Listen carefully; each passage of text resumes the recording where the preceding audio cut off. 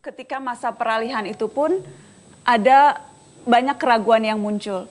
Bahkan ada yang menganalisa keraguan itu pun muncul dari mentor Habibie ketika itu. Presiden Soeharto ketika itu pun tampaknya mengeluarkan sinyal-sinyal ragu terhadap wakilnya sendiri. Ya memang. Kita lihat cuplikannya sedikit Pak. Pidato Presiden Soeharto 19 Mei tahun 1998.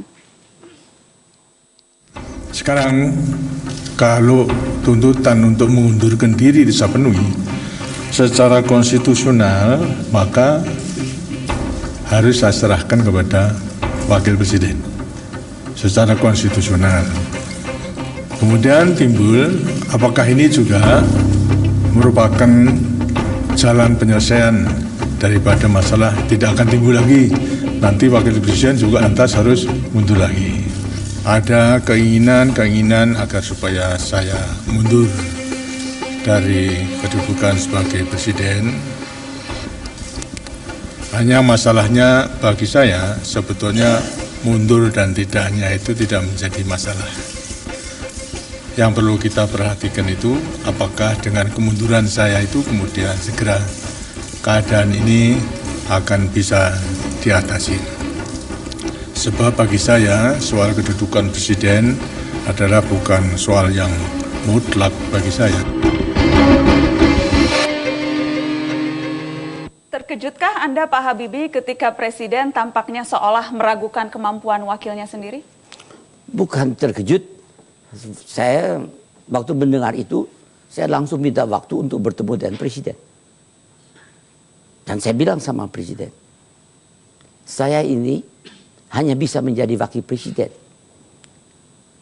dan menandatangani supaya saya terima jika dipilih dengan persyaratan. Persyaratan ialah bahwa kalau terjadi sesuatu dengan presiden, maka wakil presiden itu harus mengambil alih kepemimpinan dan melaksanakan tugas sesuai yang telah ditentukan dalam ketetapan MPR. Dan berarti kalau Bapak mengatakan saya tidak mampu, kenapa Bapak menyetujui saya menjadi wakil presiden? Itu tidak konsekuen. Jangan begitu Pak. Saya sampaikan. Karena jangan lupakan, saya dengan Pak Harto itu dekat sekali. Saya biasa kalau berdebat dengan Pak Harto bilang apa adanya. Apa komentar Pak Harto ketika Anda marah demikian? Dia ngerti saya, dia diem. Dia diem. Jangan begitu Pak. Ada berbagai analisa Pak Habibie. Setelah Anda kemudian tidak menjadi presiden, ada banyak sekali buku yang ditulis. Terutama juga buku yang spesifik menulis soal menganalisa hubungan Presiden Soeharto dengan Presiden B.J. Habibie. Salah satu analisanya adalah ketika itu sesungguhnya Pak Harto menginginkan Pak Habibie juga ikut mundur bersama dirinya. Mungkin dia inginkan, tapi itu melanggar Undang-Undang Dasar. Karena saya menandatangani di depan wakil-wakil rakyat di MPR. Disaksikan juga oleh presiden terpilih. Bahwa jika terjadi sesuatu dengan presiden, maka saya berkewajiban untuk mengambil alih kepemimpinan dan melanjutkan kepemimpinan itu sesuai dengan keinginan rakyat yang telah ditentukan dalam ketetapan-ketetapan MPR. Itu apa gunanya saya tanda tangani? Jadi tidak mungkin. Tidak mungkin Anda ikut mundur bersama Pak Harto ketika itu. Karena tidak dibenarkan oleh undang-undang. Keraguan-keraguan yang tadi, satu pertama keraguan dari Presiden Soeharto, tapi juga banyak keraguan yang muncul dari berbagai kalangan. Waktu itu militer ragu, mahasiswa marah, banyak kalangan meragukan kemampuan B.J. Habibie untuk memimpin. Katanya B.J. Habibie itu bukan politisi, dia teknokrat yang hanya jago buat pesawat, tidak tahu apa-apa soal memimpin negeri. Ya memang orang bagi saya bisa berpendapat apa saja. Tapi yang jelas saya itu harus menyelesaikan masalah. Masalah yang saya hadapi ialah kalau saya mengambil kebijakan salah, Indonesia bisa bubar. Kenapa orang banyak menganalisa ini Pak Habibie? Karena tampaknya masih misterius hubungan antara Presiden Soeharto dengan Presiden Habibie. Antara Presiden kedua dengan Presiden ketiga masih misterius hubungannya. Karena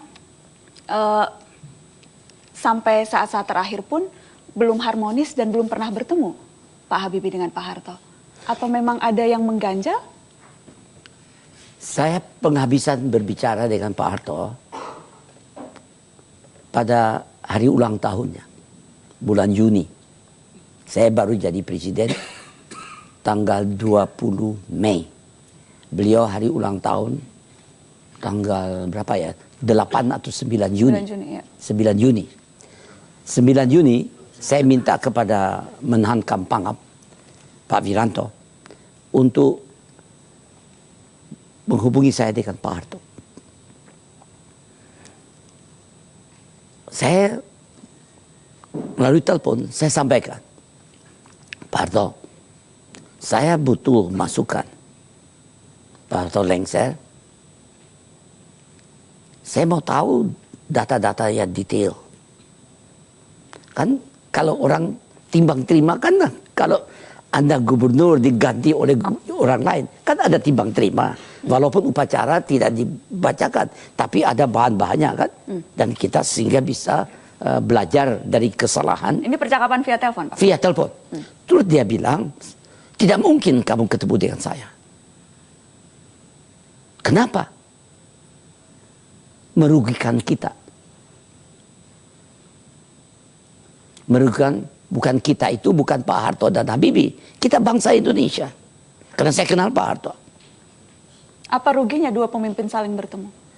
Ruginya, karena dia adu domba. Dia kan orang yang sangat bijaksana dan tahu lapangan. Lebih tahu dari Habibie. Dan dia mengatakan, beginilah. Kamu selesaikan masalah-masalah yang kamu hadapi. Selesaikan semua. Saya tuh jadi emosional. Saya mengatakan, Pak Harto, yang benar aja dong. Saya juga manusia punya perasaan. Kenapa saya tidak bisa ketemu dengan Pak Harto? Itu dia bilang, Habibie, saya tahu kamu anak yang soleh. Kamu sholat 5 kali sehari. Saya juga. Tapi kamu harus tahu satu. Tiap kali saya sholat. Tiap kali saya sholat, Habibie, saya doa untuk kamu. Supaya kamu selamat dan sukses. Laksanakan tugasmu. Terus dia bilang, terima kasih Pak. Saya letakkan itu, saya nangis. Yang saya Ainun lihat semua. Sempat beberapa kali ada upaya Pak Habibie untuk menemui Pak Harto, tapi itu selalu tidak terlaksana, Pak. Ya, karena saya rasa yang penghabisan waktu beliau sakit, saya ekstra datang winter dari lapangan terbang, saya langsung ke rumah sakit. Kebetulan di rumah sakit itu, di situ ada Pak Quraisy. Pak Quraisy dengan Pak Muladi mendampingi. Pak Harto tidak dalam keadaan sadar. Saya tidak diperkenan masuk. Akhirnya saya sampaikan, look, saya datang berapa juta meter dari Jerman dengan pesawat terbang dengan ibu. Keadaannya sakit, saya sendiri tidak begitu sehat, ibu apalagi. Baiklah, di belakang dinding itu berbaring Pak Harto. Hanya berapa meter? Kalau saya ngitung 1 meter bukan 1 juta, sekian promil. Jadi berarti, baiklah, saya bilang sama Pak Quraisy, kita tolong doakan untuk Pak Harto. Saya dari sini, saya doakan untuk Pak Harto dengan Ainun. Tapi tidak bisa bertemu langsung? Ya, tidak bisa karena dia kan masih punya anak dan keluarganya. Keluarganya yang tidak memperbolehkan Anda menemui Pak Harto? Ya siapa, karena Pak Harto nggak bisa bicara. Kalau dia masih sadar, Anda yakin Pak Harto akan mau menemui Baharudin Yusuf Habibie? Saya yakin dia akan menjawab. Kalau dia tidak mau, kenapa?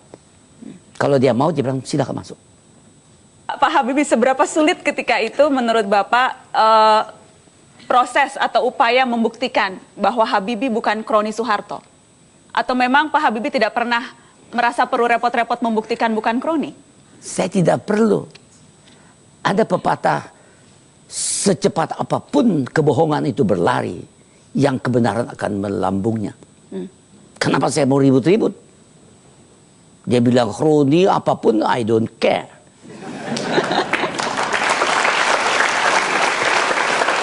Berani-beraninya orang Malaysia sebut Habibie pengkhianat bangsa. Ini yang menyebut mantan Menteri Penerangan loh.